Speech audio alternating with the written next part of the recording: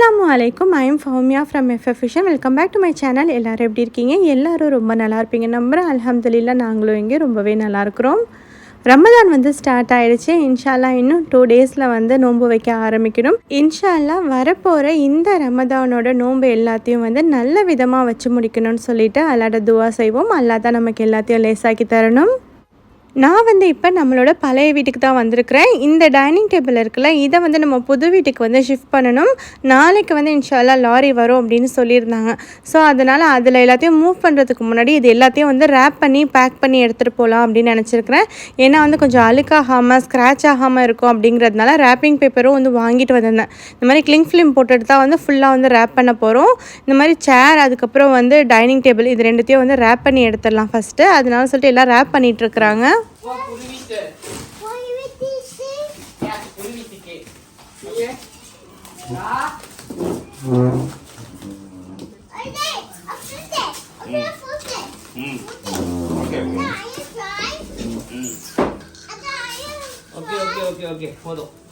இங்கெல்லாம் ஓப்பன்ல இருக்குமா, அதெல்லாம் அழுக்காயிடும்.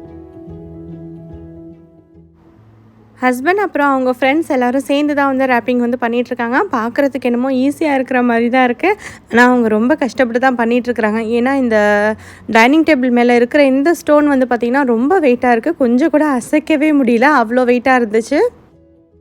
இதில் நம்ம தஸ்தீம் குட்டி வேறு எப்போதும் போல் நான் ஹெல்ப் பண்ணுறேன் அப்படின்னு சொல்லிட்டு சுற்றி அவங்கள சுற்றியே நின்றுட்டு இருந்தான்.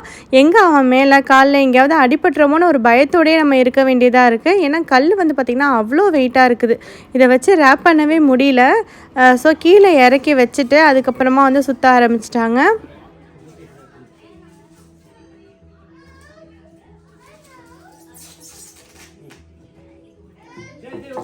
தஸ்தீம், நீ அப்புறமா ஹெல்ப் பண்ணலாம் அத்தாக்கு. நீ ஏற்கனவே நிறைய ஹெல்ப் பண்ணிட்ட.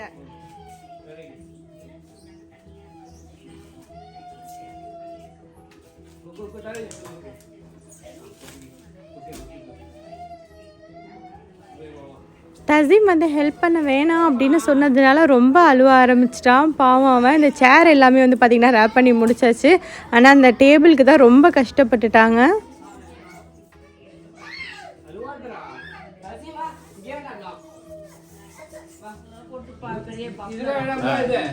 அதை ரேப் பண்ண வேணாம், சும்மா இருக்கிறதெல்லாம்.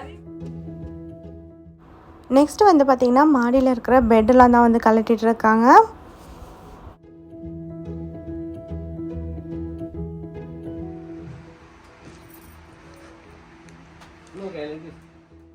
பார்த்திங்கன்னா ரொம்ப கஷ்டப்பட்டு எல்லோரும் வந்து எடுத்து வச்சுட்டாங்க ரேப் பண்ணி. இந்த வந்து பார்த்திங்கன்னா மாடியில் இருந்த பெட்டையும் வந்து இங்கே ரேப் பண்ணி வச்சுருக்குறாங்க. வீடு ஃபுல்லாகவே வந்து பார்த்திங்கன்னா இப்போ பெட் இது எல்லாத்தையும் ரேப் பண்ணது தான் ஒரு பக்கமாக எடுத்து வச்சுருக்குறாங்க. இப்போ நைட் ஆகிடுச்சு. இது எல்லா வேலையும் முடிக்கிறதுக்கு. இன்ஷால்லா நாளைக்கு மதியானம் தான் வந்து லாரி வரும் அப்படின்னு சொல்லியிருக்காங்க. அப்போதைக்கு நம்ம வந்து வீட்டுக்கு வந்துக்கிட்டால் போதும். இப்போ நம்ம இந்த வேலையெல்லாம் முடிச்சு வச்சாச்சு. இன்ஷால்லா நம்ம வந்து இப்போ வீட்டுக்கு கிளம்பி போயிட்டு புது வீட்டுக்கு போயிட்டு இன்ஷால்லா நாளைக்கு மதியானம் திரும்ப இங்கே வரலாம். பெட்டு வந்து இந்த மாதிரி பார்ட்டாக கழட்டினதுக்கப்புறமா பெட்டோட அடையாளமே வந்து தெரியல. எப்படி ஃபிக்ஸ் பண்ண போகிறாங்கன்னு நமக்கு தெரியல. இங்கே வந்து பார்த்திங்கன்னா சேர்ஸ் எல்லாம் ரேப் பண்ணி இந்த மாதிரி ஓரமாக வச்சுருக்குறாங்க. ஸோ இப்போ இப்படி தான் இருக்குது. இன்ஷால்லா நாளைக்கு பார்க்கலாம்.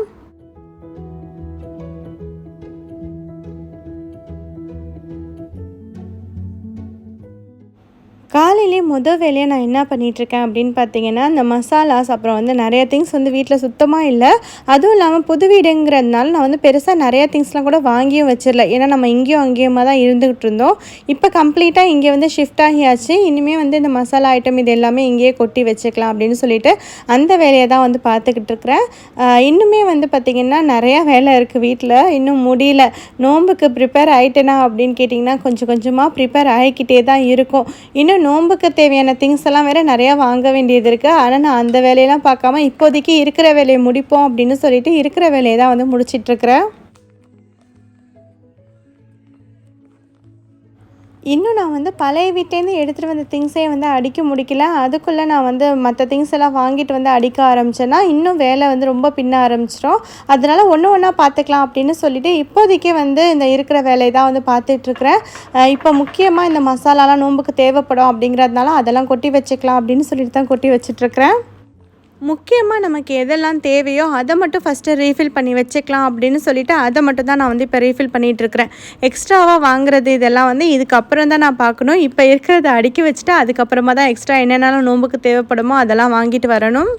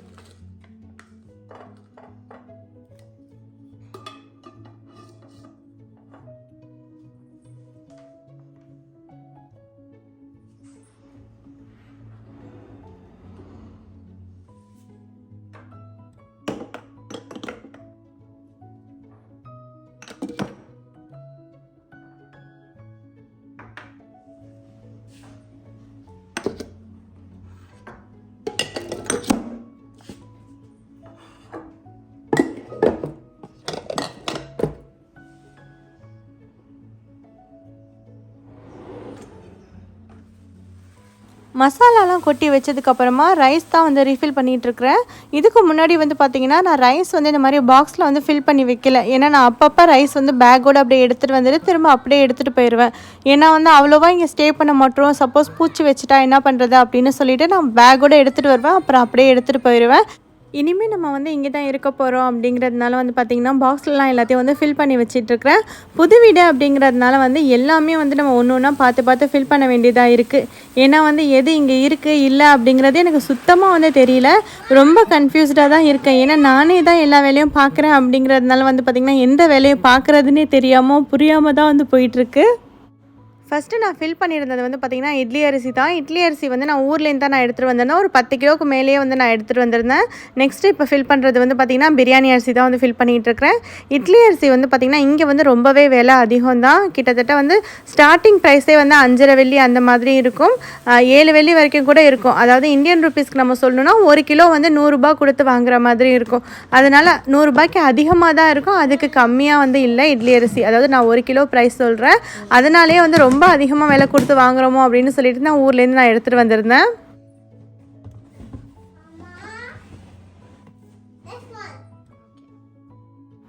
நெக்ஸ்ட்டு வந்து அந்த வீட்டில் இருந்து என்னோடய சாரீஸ்லாம் எடுத்துகிட்டு வந்திருந்தேன். ஏற்கனவே எடுத்துகிட்டு வந்து இங்கே இந்த வீட்டில் வச்சாச்சு. ஆனால் எதையுமே எடுத்து நான் ஹேங் பண்ணி கபோர்டில் மாட்டவே இல்லை. இப்போ தான் சரி எல்லாத்தையும் கபோர்டில் வந்து மாட்டி வைக்கலாம் அப்படின்னு சொல்லிட்டு ஓப்பன் பண்ணியிருக்கிறேன்.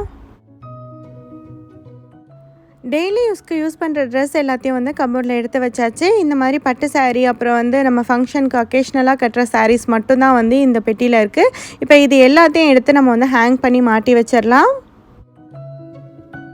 இந்த சாரீஸ்லாம் வந்து நம்ம அந்த அளவுக்கு யூஸ் பண்ண மாட்டோம் அப்படிங்கிறதுனால நான் பெட்டிலே தான் நான் வச்சுருந்தேன். ஏன்னா வீட்லேயும் வேலை நடந்துட்டு இருந்ததுனால நம்ம ஹேங் பண்ணி வச்சாலும் தூசி அடைஞ்சு தான் போகும் அப்படிங்கிறதுனால நான் இதை வந்து பெட்டிலே தான் வச்சுருந்தேன். இப்போ வீட்டில் ஓரளவுக்கு வேலைலாம் முடிஞ்சிருச்சு அப்படிங்கிறதுனால எடுத்து எல்லாத்தையும் ஹேங் பண்ணி விட்டுடலாம் அப்படின்னு சொல்லிட்டு தான் எடுத்துகிட்ருக்கேன்.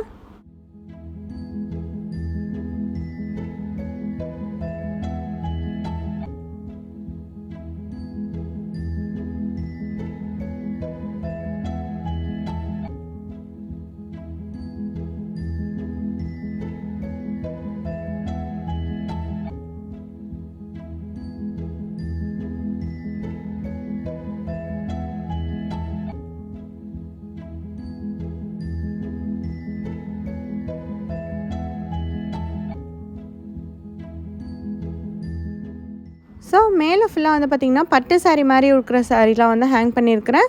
கீழே ஃபுல்லாகவே வந்து ஒர்க் சாரீ தான் வந்து ஹேங் பண்ணியிருக்கிறேன். ஸோ இந்த மாதிரி தான் என்னோடய கேபினெட்டில் வந்து சாரீஸ்லாம் ஹேங் பண்ணி வச்சுருக்கிறேன்.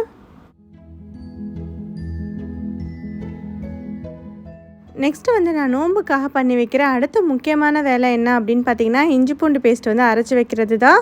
இந்த இஞ்சி பூண்டு பேஸ்ட்டுக்கு வந்து பார்த்திங்கன்னா பூண்டு வந்து உரிச்ச பூண்டு நான் வந்து வாங்கிட்டு வந்துட்டேன். இந்த மாதிரி பீல்டு கார்லிக் வந்து இங்கே கடையிலே கிடைக்கும்.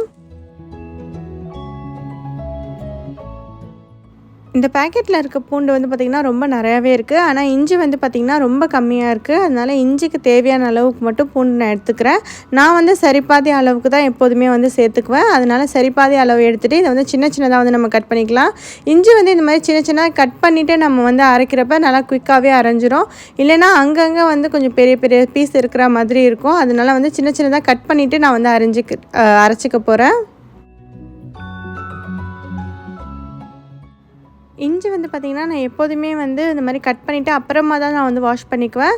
வாஷ் பண்ணிவிட்டு கட் பண்ணுறதா இருந்தாலும் கட் பண்ணிக்கலாம். இதில் வந்து கொஞ்சம் மண் நிறையா இருந்த மாதிரி இருந்துச்சு. அதனால் சரி நம்ம வந்து ஒரு டைம் வந்து கட் பண்ணிவிட்டும் வாஷ் பண்ணிக்கலாம் அப்படின்னு சொல்லிட்டு கட் பண்ணிவிட்டு தான் வந்து வாஷ் பண்ண போகிறேன். பூண்டு வந்து பார்த்திங்கன்னா இந்த பூண்டு வந்து பீல்டு கார்லிக் தான். இருந்தாலும் வந்து அந்த எண்டு வந்து கட் பண்ணியிருக்க மாட்டாங்க. அந்த பூண்டில் இருக்கிற அந்த எண்டு வந்து கட் பண்ணியிருக்க மாட்டாங்க. அதை மட்டும் நான் கட் பண்ணிவிட்டு அதுக்கப்புறமா வாஷ் பண்ணிவிட்டு இது ரெண்டுத்தையும் சேர்த்து நான் அரைச்சிக்க போகிறேன்.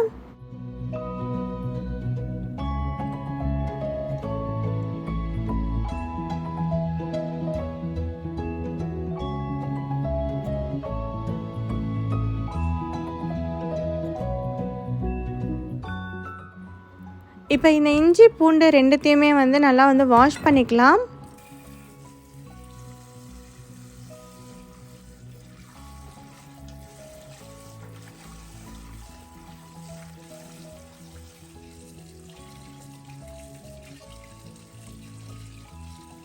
இப்போ இந்த இஞ்சியில் இருக்கிற மண்ணெலாம் நல்லா போகிறதுக்கு வந்து வாஷ் பண்ணிக்கலாம். அதனால் நான் என்ன பண்ணுறேன் அப்படின்னு பார்த்தீங்கன்னா, இதை வந்து நல்லா வாஷ் பண்ணிவிட்டு இதுலேருந்து அப்படியே எடுத்து நான் அந்த பூண்டோடு சேர்த்து போட்டுக்குவேன். ஸோ மண் ஏதாவது இருந்துச்சுன்னு வச்சுக்கோங்களேன், அடியிலேயே அப்படியே தங்கிரும்.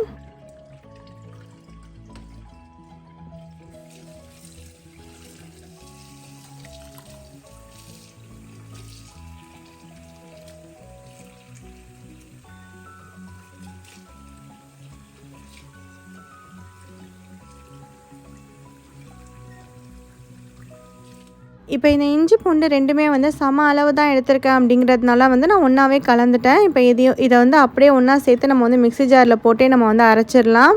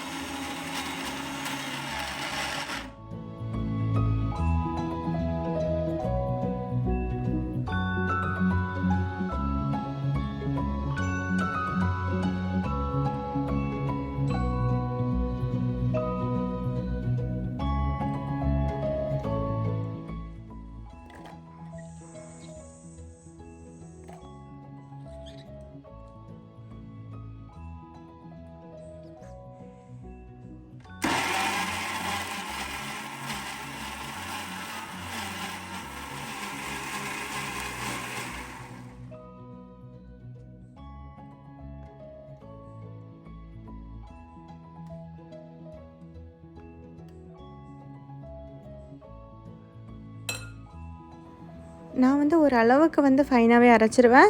கொஞ்சம் லேசாக மட்டும் கொரகொரப்பாக இருந்தால் போதும். ரொம்ப கொரகொரப்பாக வந்து அரைச்சிக்க மாட்டேன். ஸோ அவ்வளோதான், இஞ்சி பூண்டு பேஸ்ட்டும் வந்து நம்ம அரைச்சி ரெடி பண்ணியாச்சு. இருக்கிறதுலே ஒரு பெரிய வேலை அப்படின்னு சொன்னால் அது இஞ்சி பூண்டு பேஸ்ட் அரைக்கிறதா தான் இருக்கும். ஆனால் இந்த டைம் வந்து பார்த்திங்கன்னா உரிச்ச பூண்டு தான் வாங்கிட்டு வந்தோம் அப்படிங்கிறதுனால ஈஸியாகவே வந்து இஞ்சி பூண்டு பேஸ்ட் வந்து அரைக்கிற மாதிரி ஆயிடுச்சு.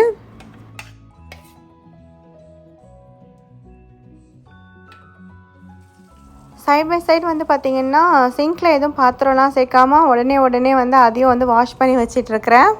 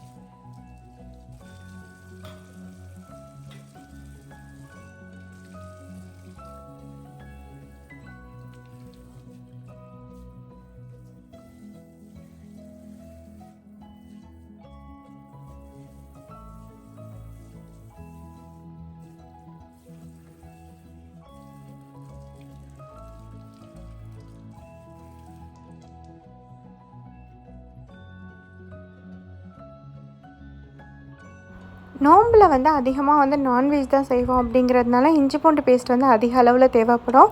ஆனால் இப்போதைக்கு நான் அரைச்சிருக்கிறது வந்து நோன்பு ஃபுல்லாக வரும் அப்படின்னு நினைக்கிறேன். பார்க்கலாம், ஆனால் எவ்வளோ நாள் வருதுன்னு எனக்கு தெரியல. ஏன்னா வந்து இப்போ அரைச்சிருக்கிறது வந்து கொஞ்சமான அளவில் தான் நான் அரைச்சிருக்கிறேன். எப்போதும் இன்னும் அதிகமாகவே வந்து அரைச்சி வைப்பேன். இஞ்சி கம்மியாக இருந்துச்சு அப்படிங்கிறதுனால வந்து பூண்டும் கம்மியான அளவே சேர்த்துட்டு வந்து அரைச்சி வச்சாச்சு. ஸோ இப்போ இதை வந்து நான் ஒரு பாக்ஸில் போட்டுட்டு ஃப்ரிட்ஜில் வந்து ஸ்டோர் பண்ணிக்க போகிறேன்.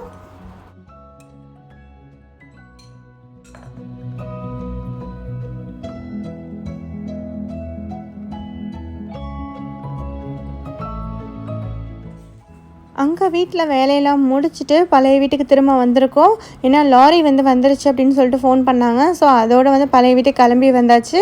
இங்கேருந்து நம்ம நைட் வந்து பேக் பண்ணி வச்சுருந்தோம்னா டைனிங் டேபிள் அப்புறம் பெட் இதெல்லாம் பேக் பண்ணி வச்சுருந்தோம்ல, அதை எல்லாத்தையும் எடுத்து லாரியில் ஏற்றி விட்டாச்சு. இதுக்கப்புறம் இதை வந்து புது வீட்டில் போய் இறக்கிடுவாங்க. ஸோ இந்த வாசலில் வந்து பார்த்திங்கன்னா சேர் எல்லாம் எடுத்து வச்சுருக்குறாங்களா, அதையும் வந்து உள்ளே ஏற்றிட்டு கிளம்ப வேண்டியதுதான். மேட்ரஸ் வந்து புது வீட்டுக்கு எடுத்துகிட்டு வந்துட்டு அதை மேலே ஏற்றுறதுக்கு வந்து பார்த்திங்கன்னா ரொம்ப கஷ்டப்பட்டுட்டாங்க. ஏன்னா வந்து அதுவுமே ரொம்ப ஹெவி வெயிட்டில் இருந்தது. ஸோ ஃபஸ்ட்டு இந்த வீட்டில் வந்து பெட் தான் வந்து ஃபிக்ஸ் பண்ண போகிறாங்க. இந்த ரூமில் இங்கே தான் வந்து ஃபிக்ஸ் பண்ண போகிறாங்க.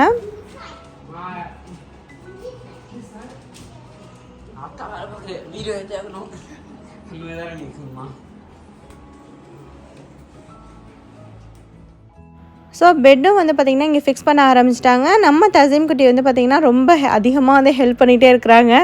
பாருங்களேன், அவர் தான் வந்து சுற்றி சுற்றி ஹெல்ப் பண்ணுற மாதிரி இருக்குது.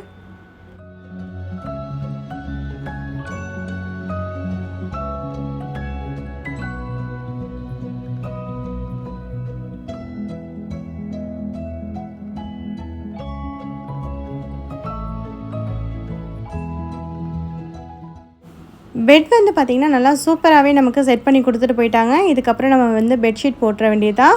பெட்ஷீட் வந்து பார்த்திங்கன்னா பழைய வீட்டில் நான் வந்து புதுசாக இந்த பெட்ஷீட்டும் வாங்கவே இல்லை. அதனால் புது வீட்டுக்கு மாறினதுக்கப்புறம் வாங்கிக்கலாம் அப்படின்னு இருந்துட்டேன். இப்போ புது பெட்ஷீட் தான் வந்து நான் எடுத்துகிட்ருக்கேன். புது பெட்ஷீட் வந்து பார்த்திங்கன்னா க்ரே கலர்லேயே வாங்கலாம் அப்படின்னு சொல்லிட்டு க்ரே கலராக தான் வாங்கியிருந்தேன். ஏன்னா பெட் வந்து க்ரே கலரில் இருக்கிறதுனால அதே கலர்லேயே வாங்கிடுவோம் அப்படின்னு சொல்லிட்டு தான் வாங்கியிருந்தேன்.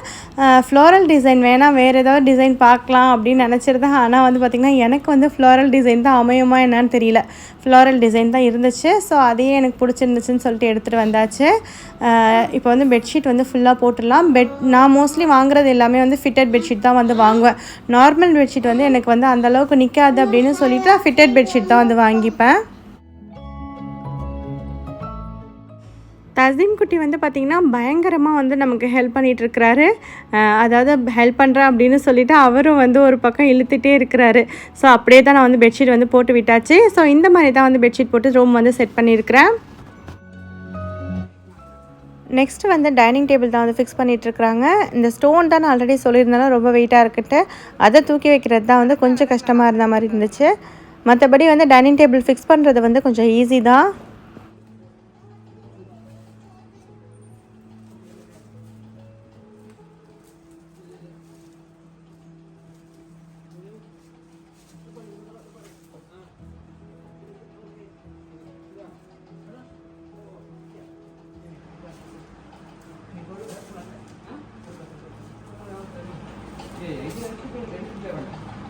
ஏய்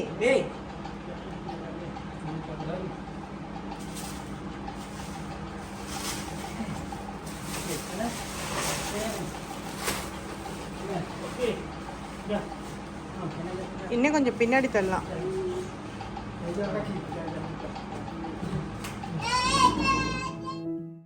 ஸோ ஃபைனலாக வந்து டைனிங் டேபிள் வந்து ஃபிக்ஸ் பண்ணிட்டாங்க. சேர்ஸும் வந்து அன்ராப் பண்ணி போட்டாச்சு. ஃபைனலாக வந்து பழைய வீட்டில் இருந்தால் அவனியும் எடுத்துகிட்டு வந்து இங்கே ஃபிக்ஸ் பண்ண வச்சாச்சு. ஸோ பார்த்திங்கன்னா அவனியும் வந்து இங்கே ஃபிக்ஸ் பண்ணிட்டாங்க.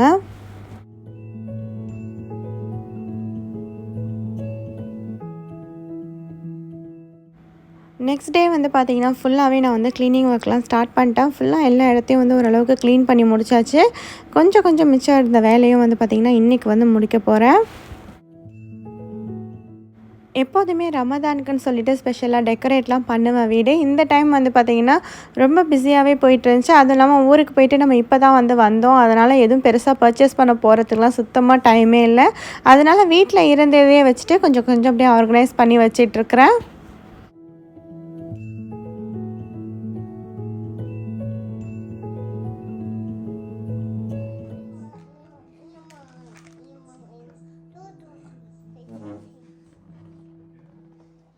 நான் வந்து க்ளீன் பண்ணுறதுலாம் வந்து பார்த்துட்டு தசீம் குட்டியும் வந்து க்ளீன் பண்ண ஆரம்பிச்சிட்டாங்க.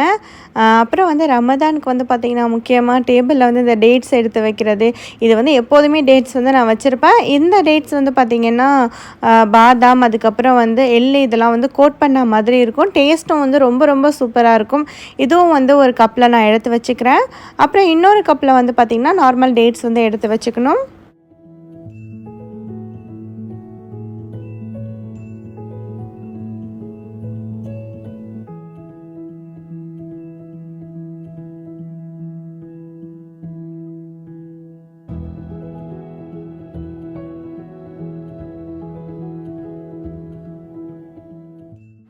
என்கிட்ட இருந்த புது பவுலில் வந்து டேட்ஸ் வந்து எடுத்து வச்சுருந்தேன். அப்புறம் திரும்ப மாற்றி பழைய பவுல்லையே வந்து எடுத்து வச்சுட்டேன். இதுதான் எனக்கு பிடிச்ச மாதிரி இருந்தது. ஸோ அவ்வளோதான். இந்த மாதிரி தான் ரமதானுக்கு நான் வந்து வீடியோ வந்து டெக்கர் பண்ணியிருக்கேன். பெருசாக டெக்கரேஷன் எதுவும் பண்ணலனாலும் கொஞ்சம் நல்லா இருக்கிற மாதிரி இருந்துச்சு. இந்த வீடியோ வந்து பார்த்திங்கன்னா இதோட முடியுது. இந்த வீடியோ உங்களுக்கு பிடிச்சிருந்துச்சுன்னா கண்டிப்பாக லைக் பண்ணுங்கள், ஷேர் பண்ணுங்கள். இது வரைக்கும் என்னோட சேனலுக்கு சப்ஸ்கிரைப் பண்ணலைன்னா மறக்காமல் சப்ஸ்கிரைப் பண்ணிக்கோங்க. அப்படியே பக்கத்தில் இருக்கிற பெல் ஐக்கானையும் ப்ரெஸ் பண்ணிக்கோங்க. அப்போ தான் என்னோட அடுத்தடுத்த வீடியோக்கான நோட்டிஃபிகேஷன் உங்களுக்கு உடனே வரும். Thank you for watching. Assalamu alaikum.